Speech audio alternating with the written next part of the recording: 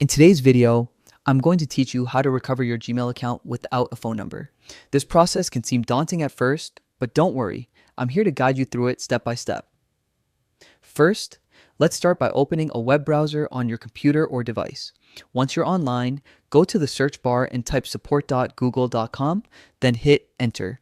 This will take you to Google's official support site, which is a treasure trove of information and resources for all of Google's services. Once you're on the Google support page, locate the section that says Google account and click on it. This is where you'll find help related to account access and recovery. Now, look for the option that says Post to the Help community and click on it. The Google Help community is full of experts and other users who can offer assistance. Next, you'll see an option that says Post a question. Click on it. A form will appear where you can start describing the issue you're experiencing. In the first field, write a brief summary of your issue. Be clear and concise so that the community understands your situation. In the second field, provide a more detailed description. Here's your chance to elaborate on the problem, describing any relevant details that could help others understand and solve your issue better. Scroll down to where it says Category. From the drop-down list, select Account Access and Recovery.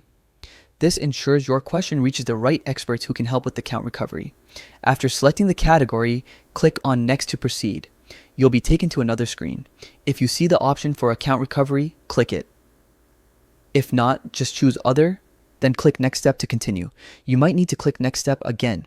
Don't worry if that happens. Now, specify the platform you're using, whether it's Android, iOS, or web.